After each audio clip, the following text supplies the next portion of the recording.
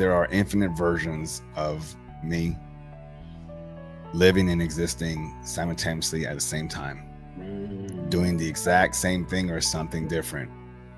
And I've seen versions of myself. I've seen two versions of myself through one of my outer body experiences. I ran into two versions of myself, and I do understand that something as simple as there's a version of me doing this exact same thing, having this interview with you. There's only one difference. So looking at the current, temperature in the evoking of most people's version of reality as kind of distorted, when we go on an ancient esoteric path, the occult, finding things that are hidden in plain sight is really part of the exciting journey as a seeker to a knower of all these magical paths that can come in ancient scripture, or finding that you're able to emanate and contain energy at a level that is not thought possible before that moment of supernatural experiences. You, my dear friend, have been showing these evidence-based experiences for quite some time through your own journey. What evoked the excitement that you had that brought you to developing this particular skill and quite frankly, in my opinion, starting to master it as an evidence-based tool? Yeah, it's a great question. And San, I just before we start, I just want to thank you for having me on your show and to also be able to talk to not only you but your audience as well. So I appreciate the opportunity.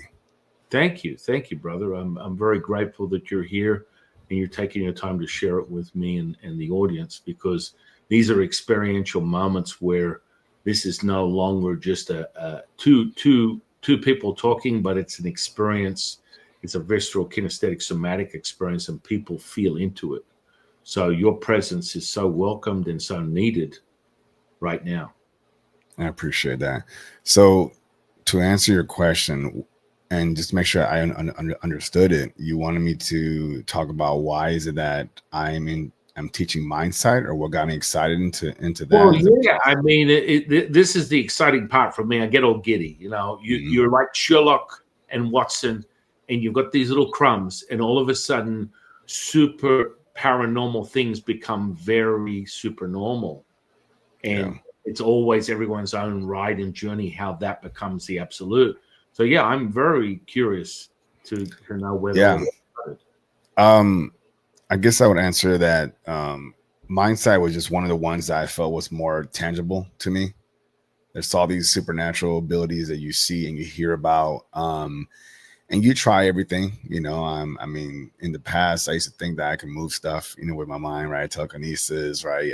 I used to stare at people for a long time while they're facing the opposite way and say, turn around, trying to see if, they would hear me.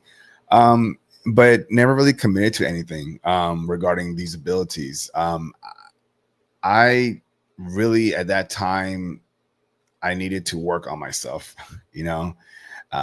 I was trying to do all these shortcuts. I was just trying to have superpowers, abilities, those kind of things, but never really understood that there's something more to it. There's levels to this in some kind of fashion, and one of those is working on myself, and that is to understand what I am and who I am, not the meat suit Caesar, not the Caesar who was born into this realm and told that this is your name, this is your family, this is your culture, this is your environment, this is how you're going to dress, this is how you're going to cut your hair. Not that Caesar. The Caesar, or the entity, the being that I am before I decided to take on this vessel. I forgot who he was. And I went on a journey where I wanted to remember who I was before the world convinced me otherwise. How do you do that? I had to go within. You have to go within before you can go out. And what I realized in this journey is that since little, I'm 43. Since little, I, just speaking for myself, I was always taught and programmed that anything that I needed was outside of me. If I was sick, don't hear yourself, go to a doctor. You don't know anything. If I had something wrong mentally, don't talk to yourself because you're crazy. Go to a therapist. If I needed some spiritual guidance, well, that's easy. Go find a religion, go find God, go worship outside into the universe, until I realized that there is a you inverse inside of me. There's a voice inside of me that I never actually really talked to. You know, you hear your thoughts, but who's speaking, right? And all of these things, I started questioning more things about what was happening inside of me. And at that point, through meditation, through just conversation with other like-minded folks about this subject, I started realizing, wow, I am a lot more powerful and a lot more interesting than I thought that I was.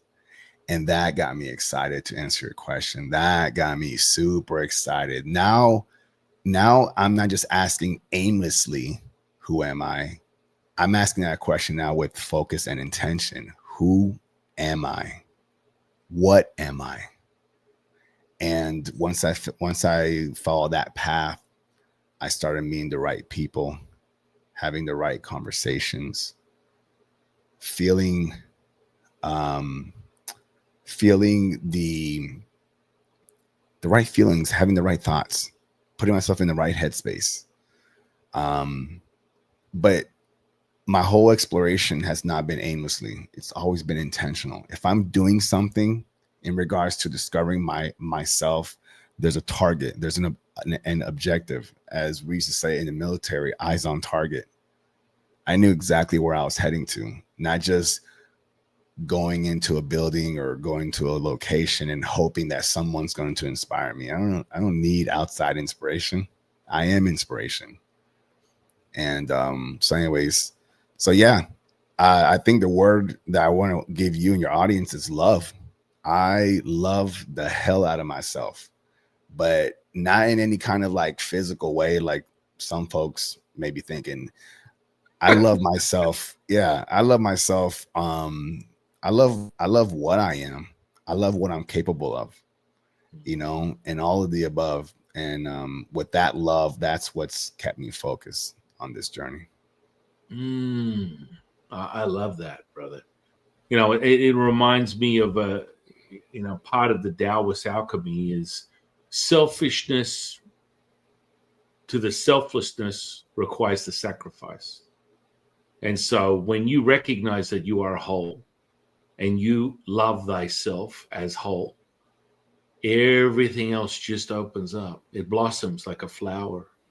But you must truly understand that that love is absolute. And when that is nurtured, it becomes the very emanation of self. And all the kinks and distortion of the finite mind and what is perceived as the flesh and blood that looks back at you in the mirror is nothing more than a non-requirement for you to be who you really are. And Yeah, that is a beautiful thing, brother. absolutely, absolutely, it is. Yeah, it took a while just to kind of figure that out. Before I got into the mindset that I am in today, I thought I knew myself. Just like a lot of people out right now walking around this realm, they believe that they know who they are, um, and a lot of them will show you just through basic introduction. You say, "Hey, what do you do?" I'm a bank manager of this location. I'm a captain of this ship. And they give you all these titles of what they do, right? But then I've always asked those same people, what happens when you no longer do that? What happens when you're no longer the bank manager? How do you identify yourself? So then I ask you again, who are you then? Well, so when I introduce myself to people in the real world, I let them know I am a outer body explorer. I'm in esoteric. I speak esoteric, conversations. If that's not your vibe, then that's okay, but that's what I'll be talking about mostly. Um, and and just I don't hide all those things. I don't hide my passion. That's what I'm trying to say here. I don't hide my passion. So when I introduce myself, I include my passion, no matter how weird it may be to somebody else. I don't have an expectation. I don't have that whole fear of judgment. That's not really on me. If you judge me, that's something that you're still working on. But anytime anybody comes up to me and they say anything, I remove judgment. What am I judging? Compared to what? When someone says, "Oh, this might sound weird." Weird compared to what? What are we comparing weird to, right? Weird to compared to society, to whatever's in this book, whatever's in this town. I don't deal with that anymore. When you speak, I respect and I honor what you say. I take you for what your truth is. If you told me that you flew up into the sky, I'm going to believe you. Why? Because I'm not going to judge you until I see for myself that you can't do it. Still not going to judge you. Hey, cool story, bro. But still. So anyways, judgment. That's one of those things that it's just out of my system. It's the fringe benefits of the personality's consumption of everything external. And when you recognize that, all of a sudden, you can reset the operating system and return back to the absolute. And that always is for the individual seeker. Subjectivity to objectivity is really nothing more than a breath. And that universal stream becomes clear. Within Taoism, we dance this symbiotic dance of, yin and yang. It's a tango from one stream. It's a delusion because you perceive it as a distorted separation. It's actually whole. And that's the exciting part of when you return back to it, because you're able to contain the two. Once you merge the two, you recognize you were never ever absent of that in the first place. But that's the journey. The journey of returning and remembering is the exciting part, picking up all your own little crumbs that make it so you are truly whole. And that holy stream is available to all of us. We're all eternal, immortal, forever streams, what we refer to as the pulse within Taoism. And that's a magnetic ability that once revealed, the Shen, the spirit, shows itself. And I believe that you are a living emanation of such, because you're recognizing this. It's exciting when you realize that it doesn't mean shit what anyone else thinks. Very much from Taoism, we refer to it as cast the wicked away and draw that person closer, because the truth is never going to come from a very surface, opaque sort of version of humanness. It is an absolute. Yeah, agree. And so you have created this incredible podcast. You've had some incredible guests on, and the conversations, I believe, are very unique to the individual, and your ability to extract that so naturally, so effortlessly, a dialogue that is almost I'm just going to say it's kind of hypnotic. It's very appealing. You just fall into it. You want to watch it. You want to hear what that guest has to say. Now, through your own remembrance, how do you feel like you discovered this natural ability as a podcaster? Yeah, I appreciate that question. I never really called it like a gift or anything like that. I think it's just me being my authentic self. And I think you and I spoke about this earlier, that once you are your authentic self, once you know who you are, I think you motion that everything else kind of opens up. And that's exactly how I got into podcasting. I think I was mentioning to you offline that I talk about what you hear on my episodes offline. And I've always been told that I don't know, I can gather a group together and we can talk and everybody's like all blended in and everyone feels good. And they're like, man, why don't you just like find a way to do this in a bigger platform? And I'm like, well, I mean, I'm not really going to get on any kind of stage or be no, what was his name? The Joel Epstein or Joel Osteen, the big church guy. Yeah. Now you're talking my language. I'm completely hated by most Christians because I'm like, he's my favorite pastor. And they're like, oh my goodness, he's such a creepy predator. I'm like, dude, if you know anything about channeling, that dude is channeling his ass off. Yeah. And I love Joel Osteen. He's like my favorite. He's like I don't know too much about him, and I can't, like we talked about judgment. I can't judge him. I don't know the guy. I don't have any need to judge him and stuff. But my example is the fact that he's this one guy on this big stage talking to a lot of people, a lot of souls and everything. And I was like, I don't know if that's what people were talking about. So I just kind of went down a couple of levels in that mindset, and I just say, you know what, podcast. People seem to be doing it. I actually was in the thought of doing something like it, but I just didn't have the spark. I didn't have that little bit to just say, just do it.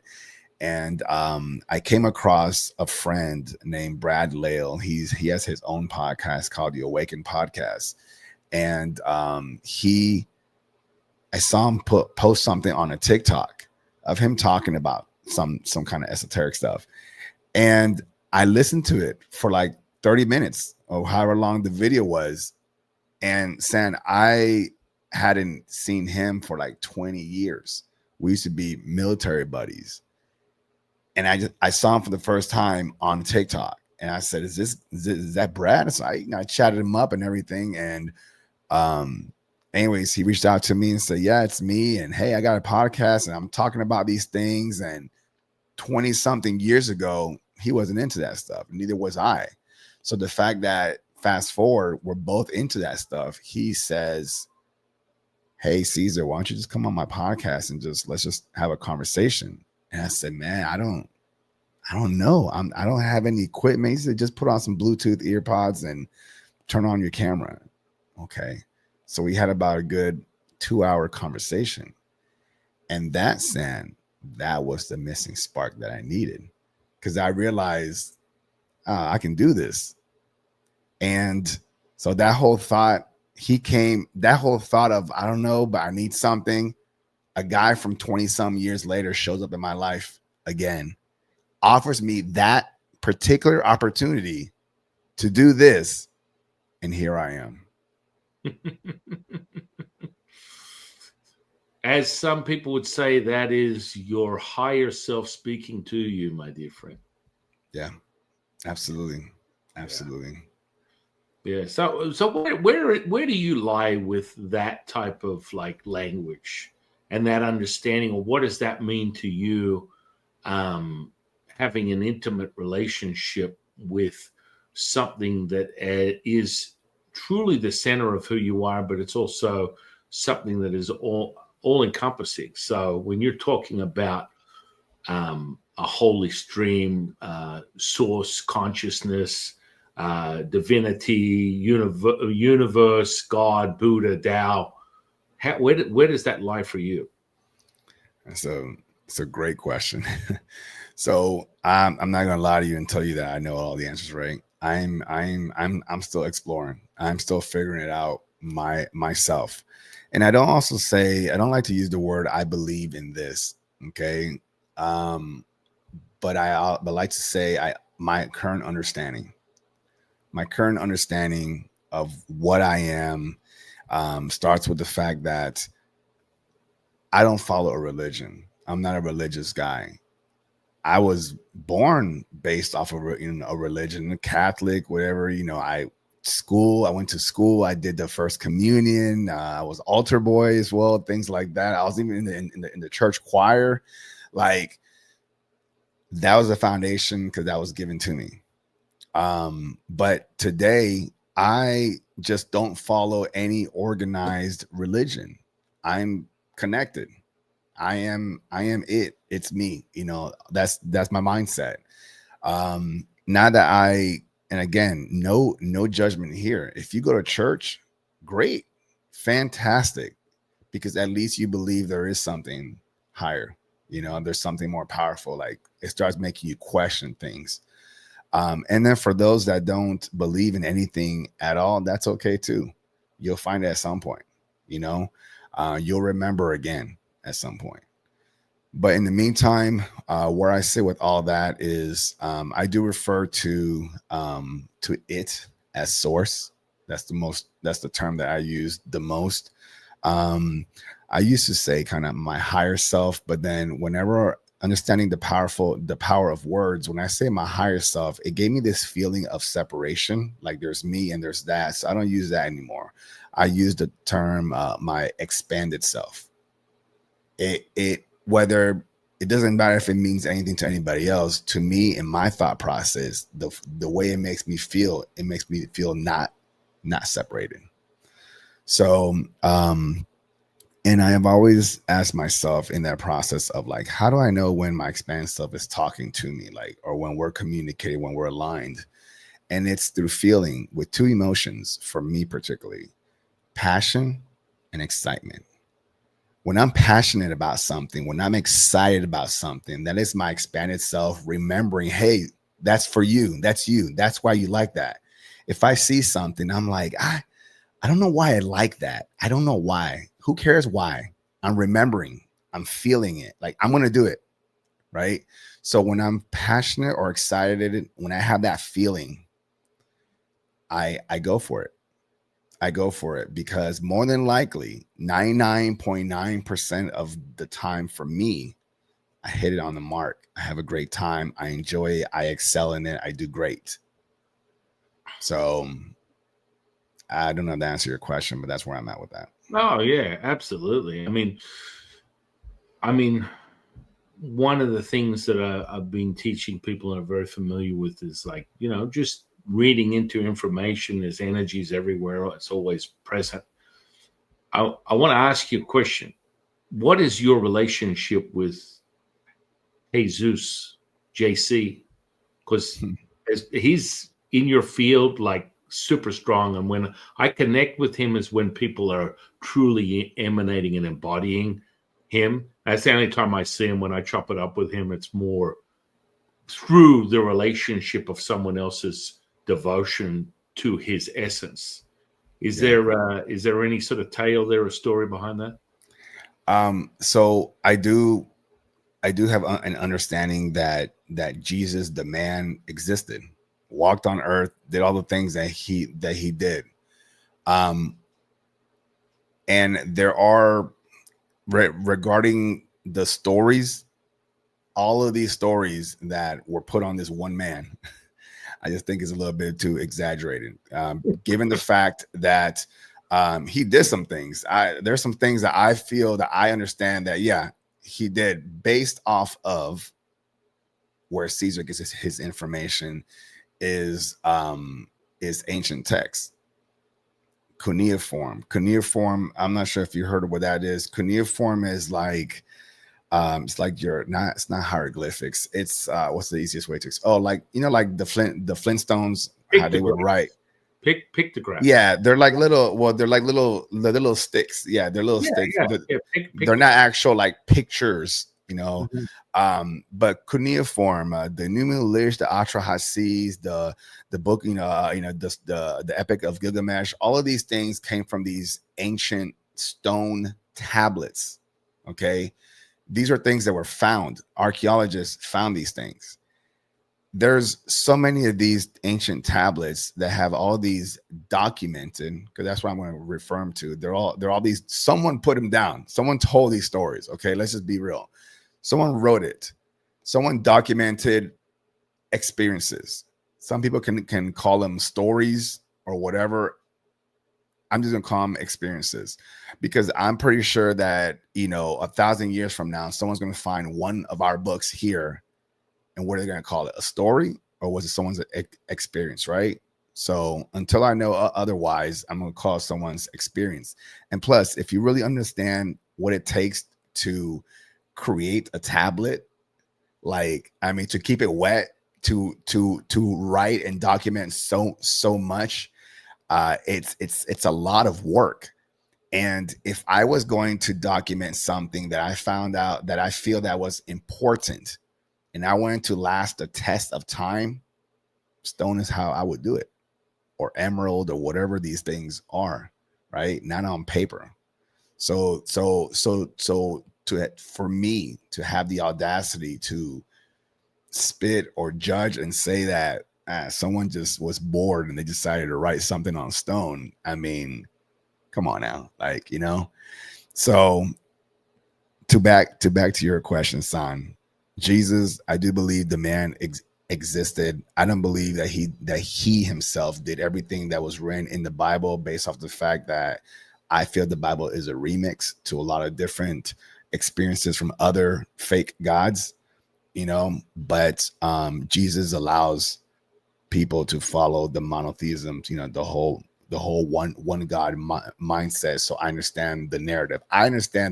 Do I follow it? No, but I understand it. I respect it. I get it. Right. Yeah,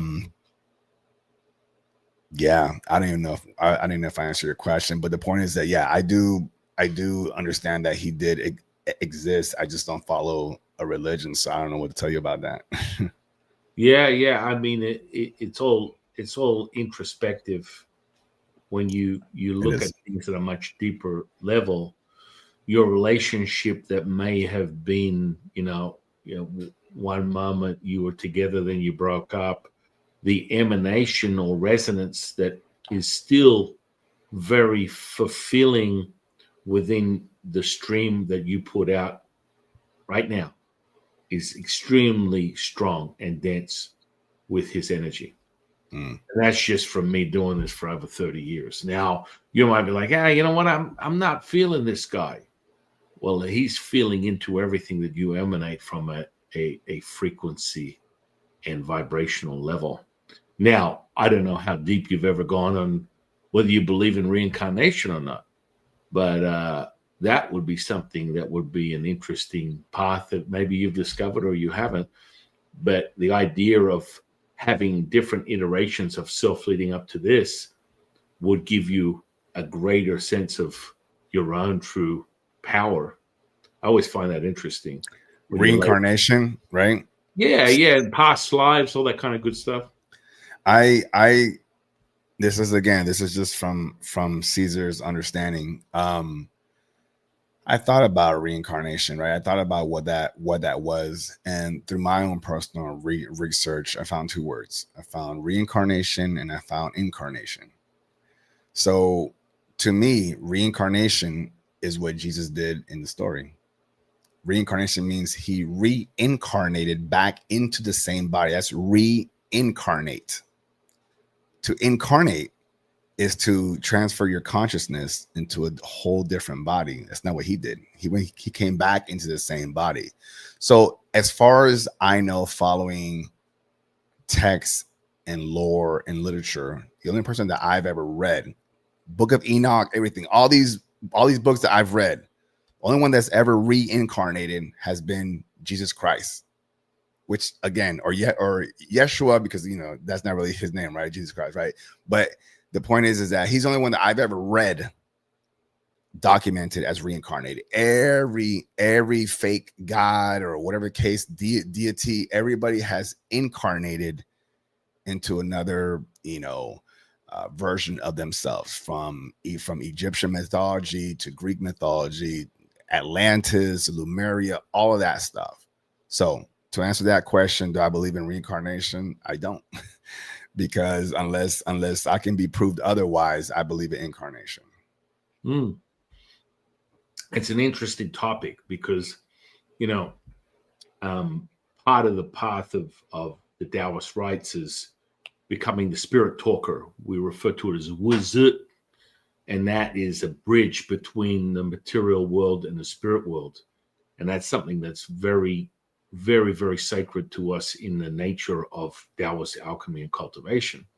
And so communication at its highest level is channeled from a dialogue to a monologue, where your version of that, because everything, I think where people get kind of skewed in their own perception of their subjectivity is my football team is this, my football team is that. And then what happens is, I distinctly remember this. It's like over 30 years ago, I came back and I said to one of my friends, I said, "Oh, where have you been? What are you doing?" "Well, I'm an ordained priest." He's like, "Oh my goodness." And he's Jewish, right? I said, he goes, "Well, what a priest of what?" And I said, Taoism. And literally, I didn't finish the sentence, Cesar, and he screamed. And this is a common thing for me. I say this a lot. "There's only one God." It's like, whoa, easy now. Yeah. Easy. Temper that. Just simmer a little bit. Because really, when we look at Taoism and you go, okay, there's a God in the house, there's a God for the north, the south, the east, the west, there's a God, the highest level of emanation within Taoist religion is the creators of the cosmos, which are emanations of the primordial mother. So supreme purity, jade purity, highest purity is the creation, the completion, and then the rebirth of the cosmos. That's basically variables of this same source of information. I love the relationship I have with my teachers, being able to channel this information and transcribe it into a material state that goes beyond comprehension, where you're like, how the hell did you get this information? It's just not possible. And so many people, I believe, have this struggle where, they're feared into one way is the only way. Well, the only way is your way. The only truth is your truth. The absolute truth is in the beholder. That's it. It starts and ends with that. And so when people get distorted, the variables. So, incarnation, reincarnation, in my opinion, are two of the same, because you can literally, stepping through the door of Taoist alchemy is merging yin and yang together. And when you step through that and duality is dissolved, you recognize that you're all things and nothing at the same time. So the second someone is actualized as a Taoist alchemist, Taoism is irrelevant. And people are like, whoa, because the whole purpose of it is recognizing you are everything. I've been a Catholic priest, a rabbi, an Egyptian. I mean, you name it, I've experienced a Buddhist monk, whatever it is. I have experienced that in past lives. Now, that's a whole nother ballgame. We haven't got to that yet. I'm interested to see what you think of that in of itself. What are your thoughts on that?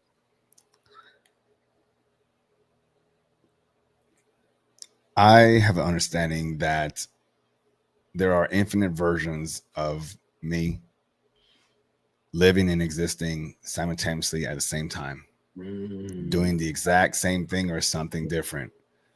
And I've seen versions of myself. I've seen two versions of myself through one of my out-of-body experiences. I ran into two versions of myself. And I do understand that something as simple as there's a version of me doing this exact same thing, having this interview with you. There's only one difference. This shirt is black. Or every shirt that I have, if I have 50 shirts in my closet, there's 50 versions of me doing the same exact thing, wearing each of those shirts. And that's just 50. I'm talking about infinity. If the fact that I can think, if I have a thought in my mind, the reason that I have a thought in my mind is because it's in my field of potential. If it's not in my field of potential, I can't think about it. For example, if I asked you this, and I said, take your right hand and everything that you want out of this human experience, put it all in your right hand. And then in your left hand is everything that you don't want. So let me ask you this. In your right hand, do you have any is anywhere in there, do you want to be a pig farmer? Do you?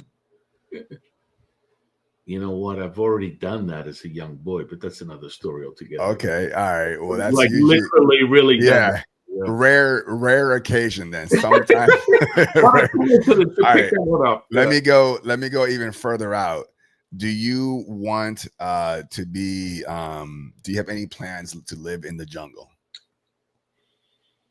Been to jungles, never lived in jungles. No. Okay. No. We'll just say to just live, just to throw one out there. But the concept is anything that you're not thinking about is because it's not in your field of potential and stuff. So if it's in your field of potential, that means that you have the absolute potential to achieve those things, to do those things, right? Because your frequency is a lot closer, it resonates a lot closer to those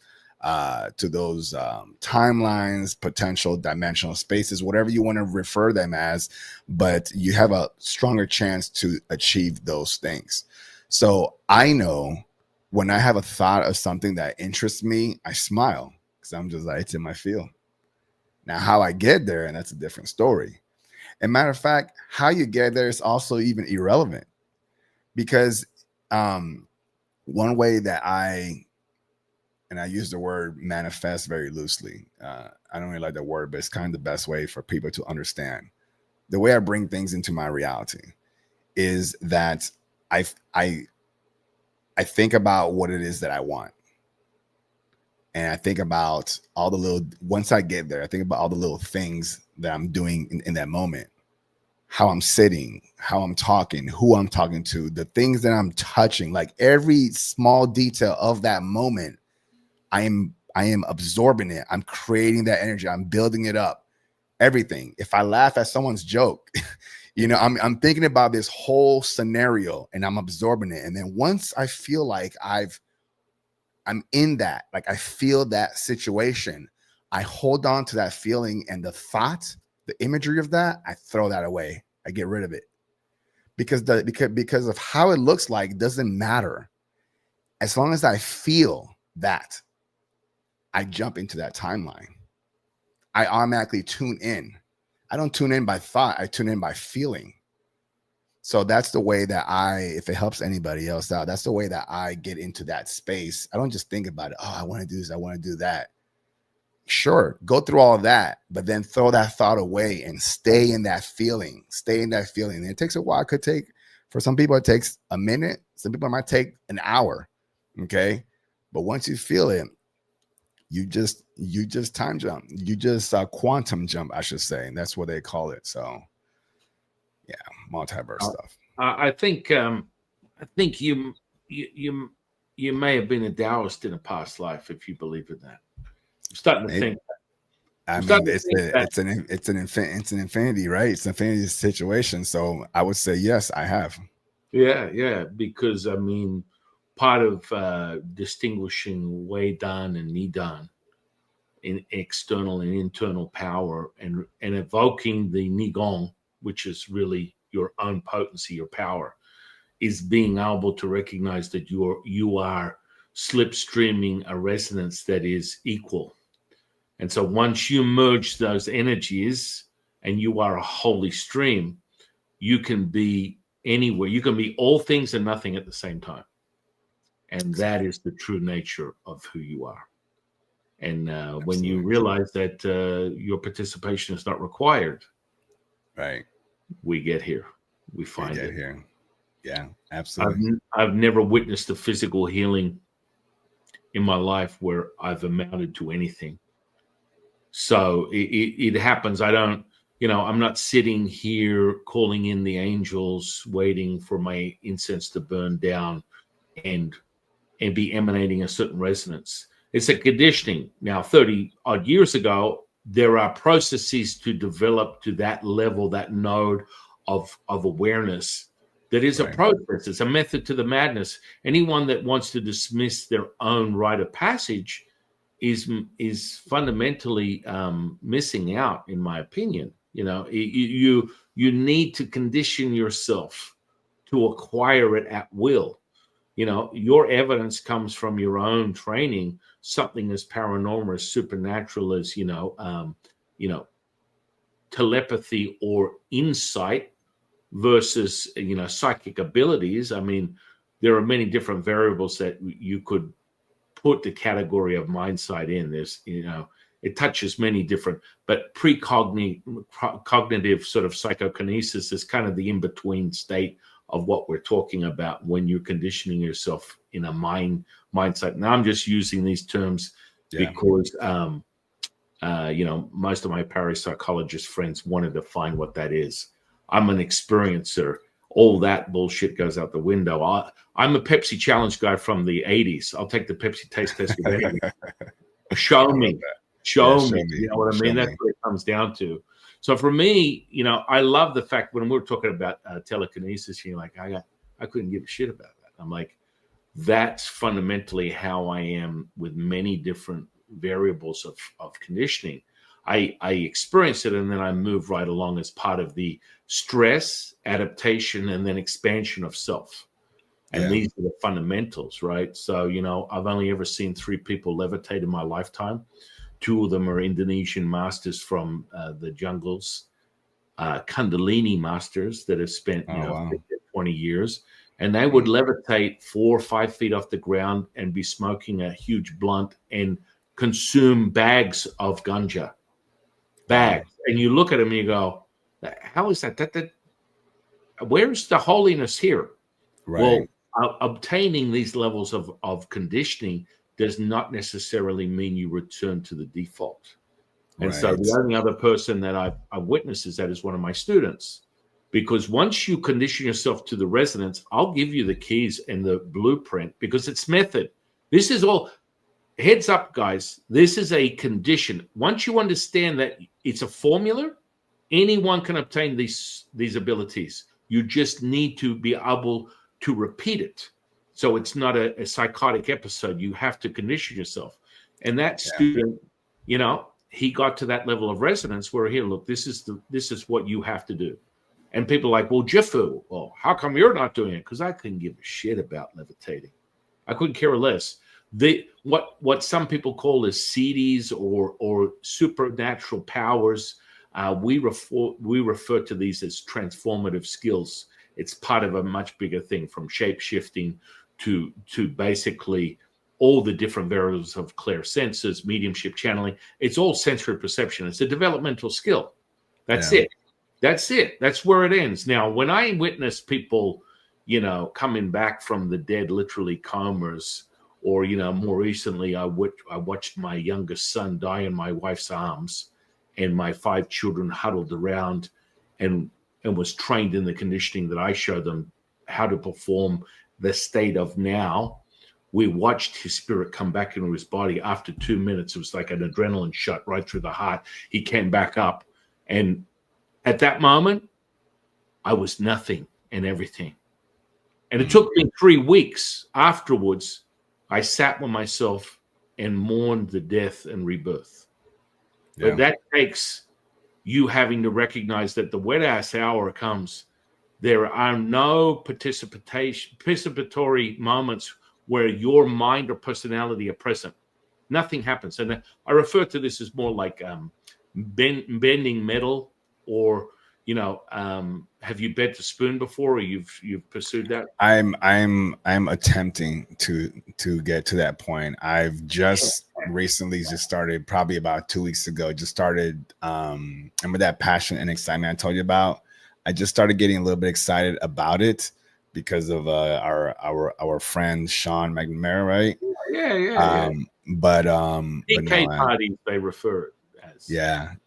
Psychokinesis parties, where you are, Right. And I'm excited for you, brother, because that is the same as watching flesh meld back and return to default.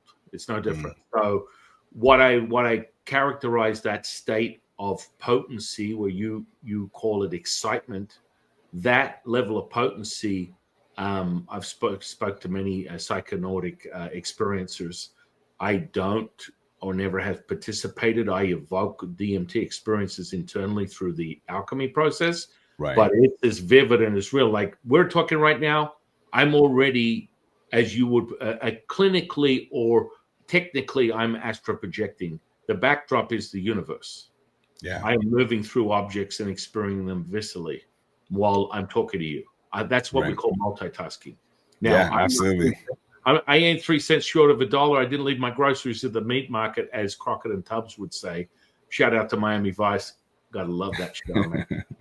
So you keep it real, and Yeah. so this whole body centric thing, I think, as you mentioned, astral projection. This is a phenomena that I think it's always fun watching. And you should check out my friend Tom Campbell. And now that you've heard his name, you might want to look him up. I will. There is the whole point of it is that's the now moment that you're experiencing, and there's a progression from first person to third person to no person is part of the experience and the excitement of the first steps before you're crawling, before you step, before you run. These are all developmental skills. That's all it is. And with the experience of that, which makes it body centric, right? So when you have to see yourself leave yourself, it's a process of validation. But in essence, you develop to a certain level where you are instantly everything at once. And so Right. the need to leave the body is just your level of consciousness fixating on something else, not the fact that you're emanating through a body. Does that make sense? It makes perfect sense. It's one of the things that I've had and continuously still am learning regarding the out-of-body experience, because I looked at it as, two separate things: my soul body and my physical body. That's the way I understood it. I was just like, oh, that's like, we're two different things, and we're not. It's the same. It's the same. It's the same thing. What I tell folks is, when I leave my body, I'm this. I still remember, like, I still talk, curse, like, I'm still kind of like curious about stuff. Like, it's still me, but understanding what I'm capable of doing while I'm no longer limited to the meat suit. That's something that still I'm exploring, because it's amazing. And I think that because I was going out of body quite often, is what helped me also open up my mindset, because one of my goals when I left my body is to replicate what I am doing outside of my body in my body. So I would think about, what am I doing to see? Like, is there anything special that I'm doing to, like, see, and I try to bring that back. It's a challenge. It's a challenge. I've gone, I used to think out of my body, I would be able to touch things physically and they would feel just like they would here. Then I realized in a different experience that I could now not only go through it, but not go through it and that's it, become all of it, to retain the remembrance of what it was before it was this. I had a story in my podcast where I went through my bar table. My bar is made out of wood. And the point is that when I was going through it for a particular reason, which I didn't expect I was going to, I remembered, I felt every fiber, every essence of what that wood was. And then out of nowhere, unbeknownst to me, I started to remember myself as the tree flung in the wind. I started remembering things crawling on me, other details that I had wrote down in my journal and everything. But I started to remember, like, these are things that I didn't go into that experience thinking that I was even going to do. They just started happening. And when I came back and reflected, I was like, wow, I was not expecting that. I had the other, one of my earlier experiences was, the torus field that surrounds our electric magnetic field that surrounds our body. um, I left my body in my bedroom. My wife was sleeping next to me, and the point is that I ended up. My intention was to leave the room to go explore. I just happened to turn around because, well, not happened. I turn around because I always check. I always turn around to check that I'm out of my body, because sometimes I don't know that I'm out of my body because it feels so real. Even when I go up to take a piss or something, I make sure, like, am I awake? Like, like, where am I? Right. But this time I was out of my body, and I saw this like field around my wife, just around her. Never ever seen this before. Didn't have any plans for this. And when I say I wasn't curious, I was more intrigued. It was more like, that's interesting, right? I didn't want to go see it, but I was like, that's interesting, if that makes sense. And it looked like like a hot summer day, the heat waves coming off of the pavement, or like fumes. It looked like that. But you can tell there was like a field shape. It wasn't like square or triangle. It was like a ovalish shape around her. And there were these images projecting into the interior of the wall of this field, but facing her, kind of like a projector at a movie theater. Before it hits the screen, you just kind of see it floating, the images. It was like that, and a bunch of them. And so outside of the field, San, I'm thinking, oh, maybe that's like her dreams or something, right? So I'm thinking, oh, well, maybe if I go into it, I'll be in her. Like, I'm thinking all these. I'm thinking like how I am now. I'm thinking like, oh, maybe this is what's gonna happen. I stepped in there. I just put like half of my body in, and I was still in her field. I wasn't in her dreams. I was wrong.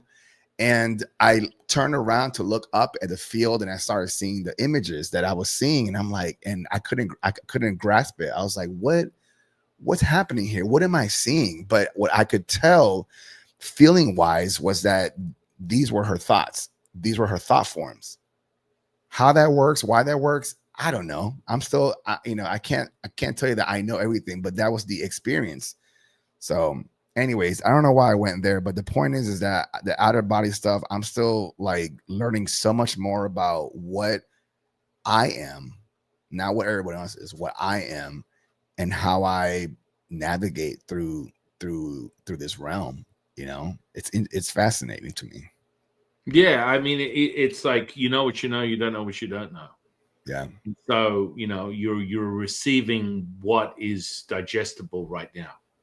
Yeah. And when you continue to create stress, adaptation, and then expand again, you'll be able to consume more. Exactly. It's a method of conditioning. And This is trying to stay out of your body longer is a challenge too, because you're always being pulled back. Always being pulled back. Well, I would just suggest that you contemplate that that's just a story you're telling yourself, because that's really how you break from that. Like, I'm doing it right now.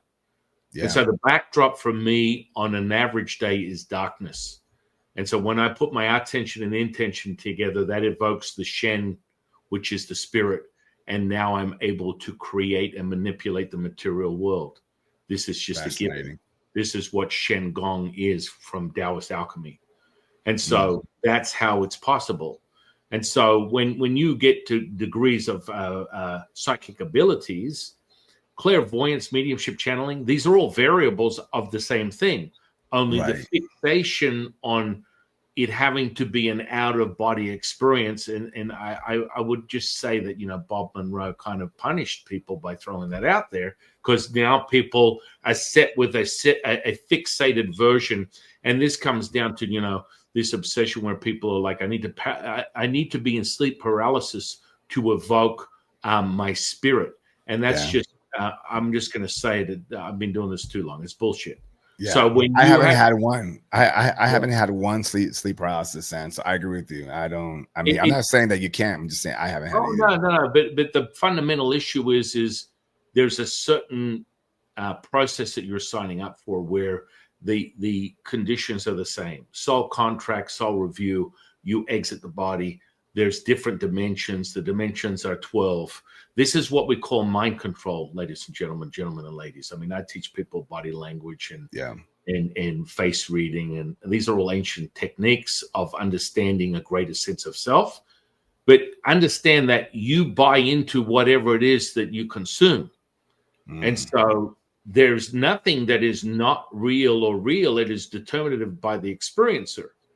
And so if you buy into a certain rule set, which you're creating within your own absolute truth, then it will fundamentally roll out that way. And furthermore, when people get disappointed and they hear someone talking about, astral projection, out-of-body experiences, sleep paralysis, these are all, sleep paralysis is really a conditioning, because you enter through the breath. Within Taoism, we use the breath. The respiration is how you evoke the spirit.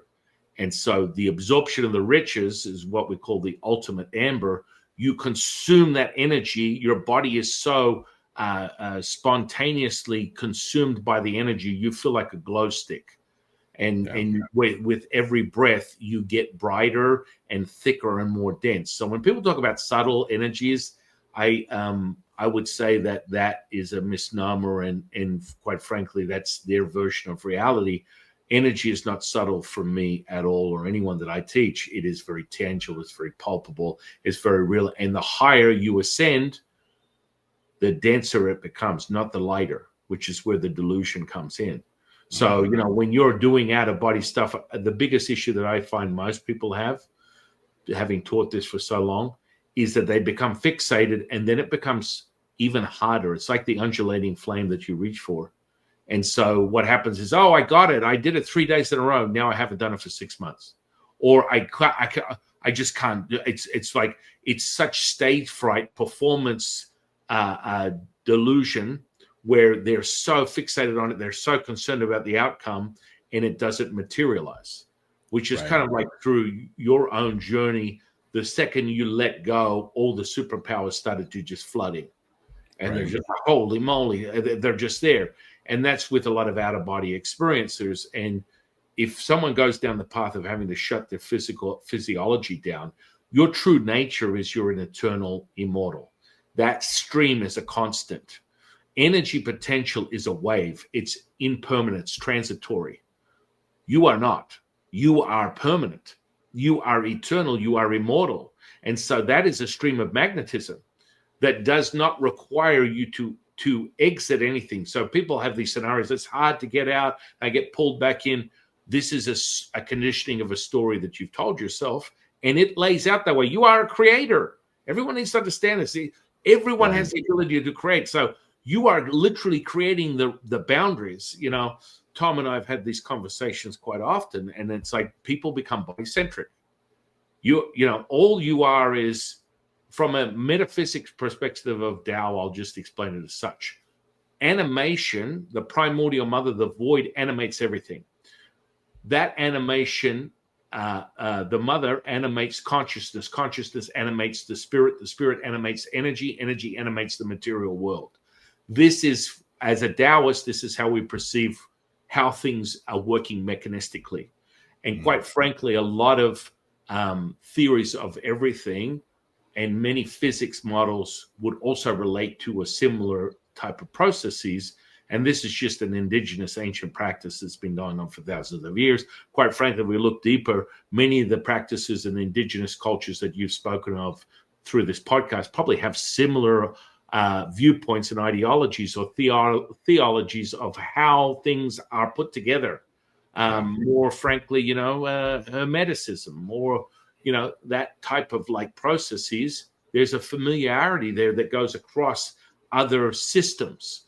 But the most important one is finding the system that works for you, that's repeatable, so that you don't bleed out into a psychotic episode and you're never actualized.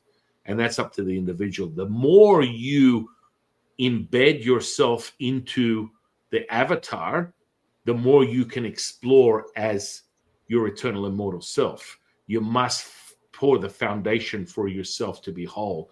And so the body-centric part is the reason why people go, I got out and I see my body and I'm just the same person, because this is how you've programmed the experience. And so when you recognize that you go through the center and you become everything, like I'm talking to you and I'm actually at the center point of a star. and I am feeling the visceral and kinesthetic experiences of that. Not as my physical avatar, but I'm experiencing every grain and profile of that energy potential as a whole. My whole body is aroused and is oscillating. And that is, right now you're like, oh yeah, okay.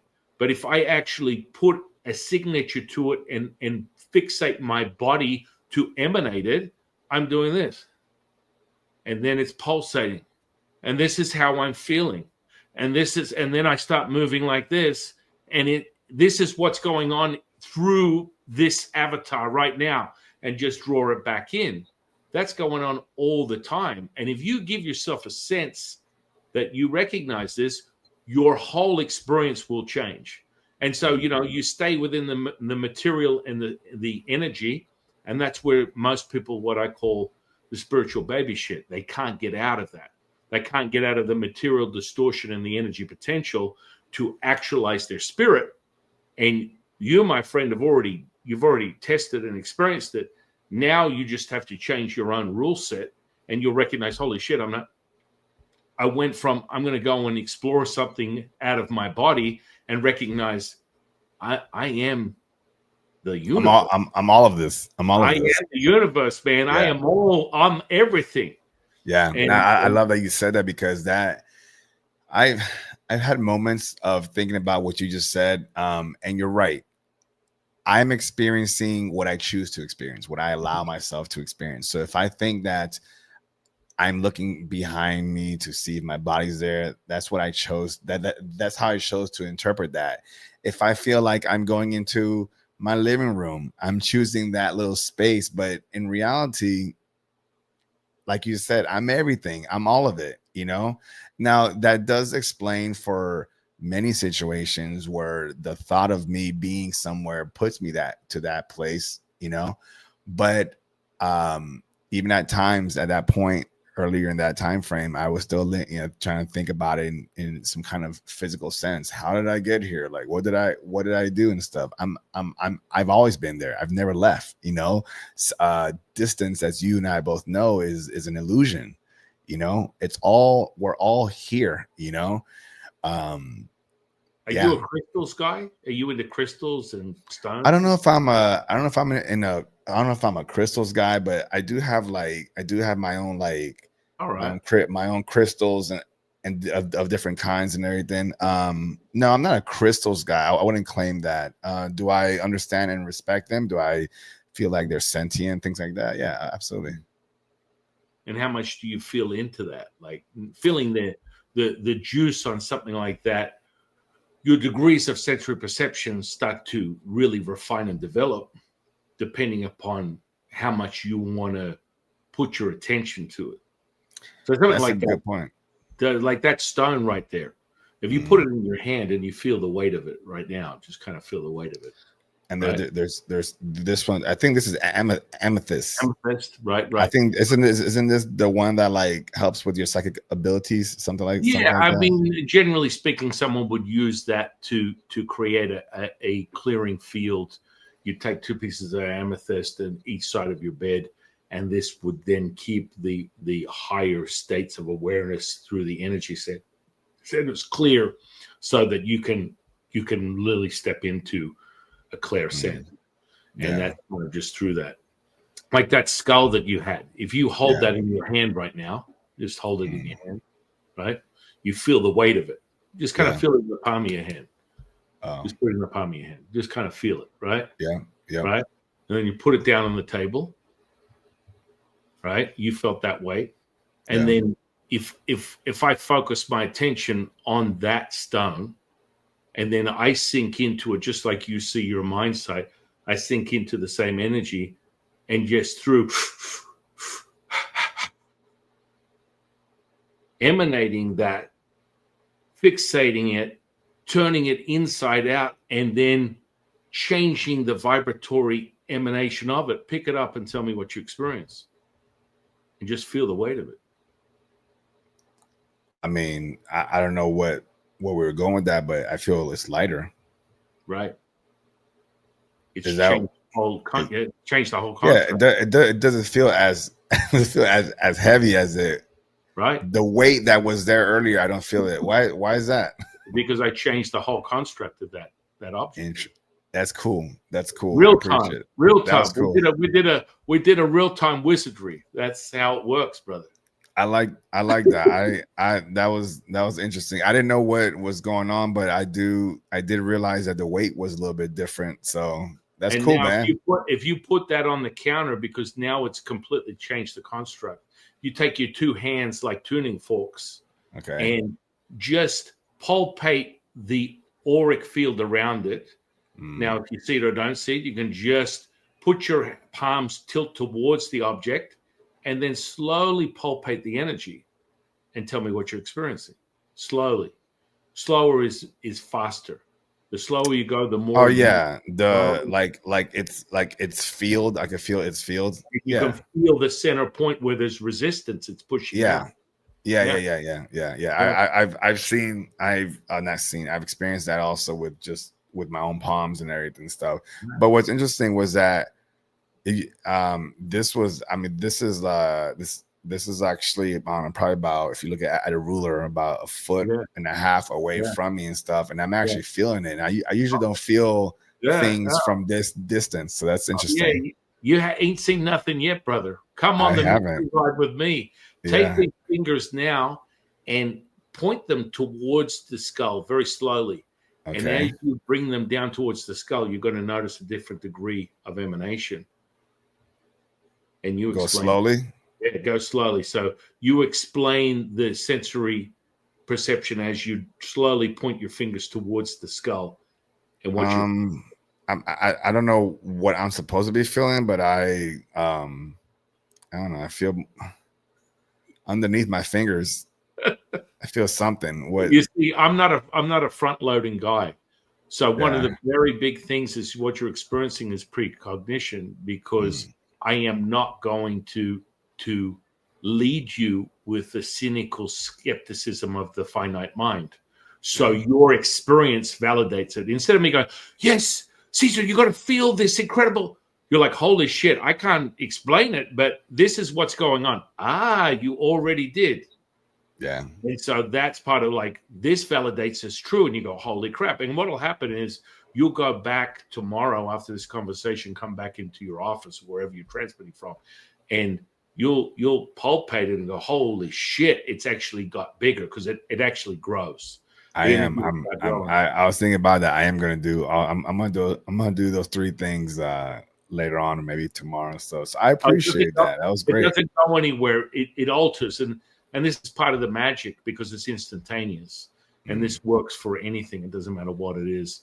And when you capture it, you change the vibratory resonance of that permanently. It is now a higher frequency. And so I like to go through, for example, that spot you have right there, you have 3 vortices that are emanating energies that are being cultivated in the space that you're sitting in. And so if I go through your whole house, you have close to 9 or 10 different spots where there are energies emanating. And what sobers people up with their eyes open, and I go over here and check this, and like, you've never been in my freaking house. How would you? Oh, shit. There's energy there. How is that even possible? Because it's part of body dowsing. It's your own cultivation, its own conditioning. Furthermore, we could water this down to ideomotor response. And so this is part of a divinity that is emanating from the flesh. And you are now beginning to develop these skills of sensory perception at a much refined level. And that's what you're experiencing. It's kind of crazy. I love it, man. I appreciate you, man. I appreciate you a lot for that. I always take something away from interviews or guests coming over, and this is it. I love it. I'm gonna be playing with it for a while and see how that works. Oh, it's only going to get stronger. So you're going to get excited by that. You'll be like, Sam, I can't sleep. I got to get this thing out of my house. Yeah. You know what? It's driving me nuts, because you have now created wholeness by your observing that transfer. It's an emanation of holiness. and now you get to experience it, and it only builds on itself. And all it does is you're returning to that stream. Yeah. So it just gets stronger. And so you adapt to it. It's a stress, adaptation, expansion. Yeah. And then we have a whole new reality. My goodness, my friend, I can tell you're on a different time zone. You're sort of probably getting later for you. I don't know where you're at. Yeah, it's about 10 after 8 p.m. And Okay. I gotta do some late dinner here with the wife. Yeah, absolutely. I mean, this has been phenomenal. We have to do this again, my dear friend. Absolutely. You just let me know. Throw some dates out, and then I'll let you know what my schedule, and we'll figure it out. Yeah, absolutely. I love this. Yeah, and I actually have to get once I figure out my schedule here, I like probably get you on my show as well if you wouldn't mind doing it. Love it, brother. You know, this is what it's about. This is really just helping people. This conversation is an experience. So people walk away from it and they're already altered. Yeah. They're already like sobered up to their own potential, and they're like, holy moly.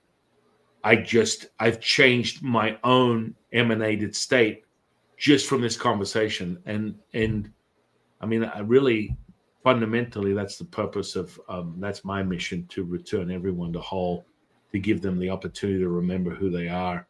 And it just comes in experiential moments like this, man. It's awesome. I feel the same way as you just explained it. I tell folks, I repeat, and I mentioned this, that it's not about what we said in the conversation. There was a moment in the conversation that triggered a remembrance in you. And it might not hit you that moment. It might hit you a day or two and be like, oh, like, where did that come from? And if we can achieve that with your audience, we've done our job. We've done our job. Amen to that. People are like, you're a Taoist priest. What are you saying? Amen. I love it, brother. It puts an end to something that is the beginning, and it creates resolve, and it's a great place to be. And you, my friend, I want everyone to go out to social sphere. Interweb will be under the podcast here. I want everyone to go out and experience what Cesar is offering. Which I did butcher your name a little bit, brother, but you still love me, right? I love the hell out of you. I think you're an amazing individual, soul, human, creator being, all of the above. I like your vibe, man. That's it. I like your vibe. I see you. I see you. Real recognizes real. Real recognizes real. That's right. I love that. So, yeah, we're going to do a part 2, and I'll get on your podcast, whatever. We just need more of this information out there. Yeah, man. Yeah. We can go a lot of different ways with whatever, again, it's just two like-minded creator beings having a conversation, sharing how you're experiencing life, how I'm experiencing life. And then somewhere in that conversation, there's the truth. Yeah. And it's amazing how quickly you magnetize to the same resonance. Mm-hmm.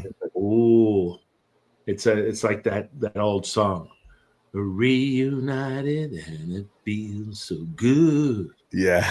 That's how it is, man. It's just, you feel this elated opening. And I know you, San, and we know each other. We've known each other way too long before this human experience. It just took us, it took you to get through your journey, and then took me to get through my journey, to then sit and have this conversation, to just say, hey, how are things going? How's your experience? Right? If we're all coming from the same source, from the same energy field, we just kind of split and say, I'll see you later. I'll see you on October 14, 2025 at this particular time frame. And we made that choice a long time ago. We just forgot that we were going to do it. But now I remember. Now we remember. We're having this conversation. We're catching up. And we're going to go back to complete our experience and continue to reunite and go back and so on and so forth until we decide that, hey, okay, enough is enough. Let's go move on to bigger and better things. Oh, I'm picking up what you're putting down, brother. I am at one with that, and I'm very grateful for you. we're grateful for you to take your time out to have this conversation, and I'm really welcoming more of this same incredible union. And that communion we're having right now is for everybody to remember who they are. So thank you, brother. Thank you for being you. And I look forward to. I want everyone to go to all your social. Do you have anything you want to? I notice you're teaching people now. Are they smaller groups? Is there an application? How do people get hold of you? Yeah, I appreciate the opportunity. Yeah, just my website, beyondthefrequency369.com is my website, right? So you can find out all about the podcast, the objectives. You find out more about me, the host, the things I'm doing. I have a book out as well. Mindsight training is something that I recently started to offer. I realized that once I opened up this ability, I'm not a fan of gatekeepers.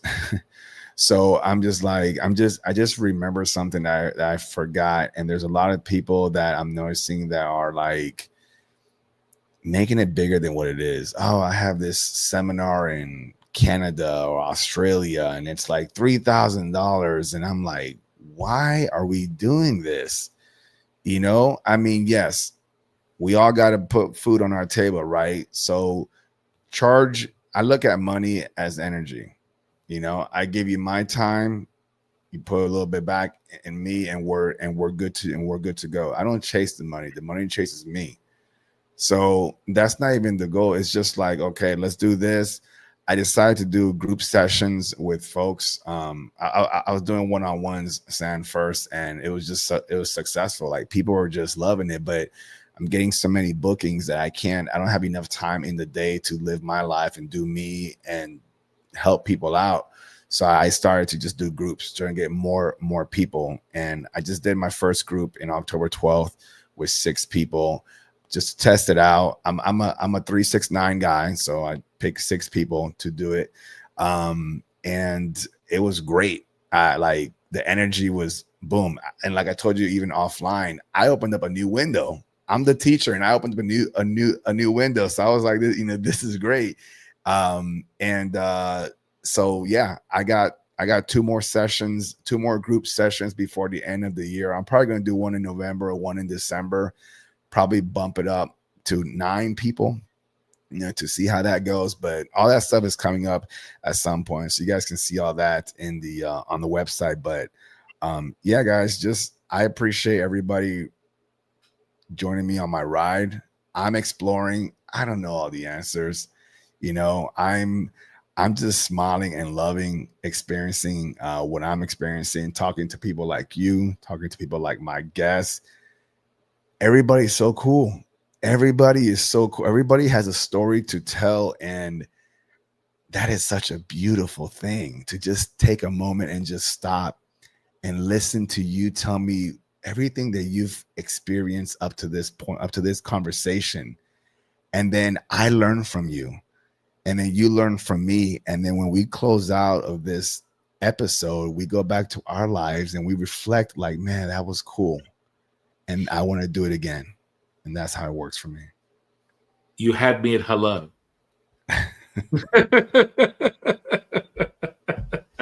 This is a beautiful part, brother. It really is. Again, I want to thank you for being you and everything that you bring to raising the conscious collective, because that's really what we're both have a mainstream of. That's the thing that's making our heart beat, and everything else is, a side effect of that journey. And when you do that, servitude and selflessness is not a requirement. It's just your default. That's who you are. That's what I love about you, brother. So thank you again. We're doing a part 2 for the audience. I can't wait to have you back on. And we got to get this, we got to continue getting the get down with the get down. And that's where things get real, man. And you get to experience it. It's like, it's beyond some contemplation. You get to show an evidence-based mastery, just as I love to teach other people the same thing. And that's the beauty of it. Absolute beauty. So thank you, brother. I want to thank you. I want to thank the universe for bringing you into my life. I want to thank the audience for sharing their time with us today. I'm your humble servant and Sifu, Taoist Master San Qing, and I'll see you in the next one, guys.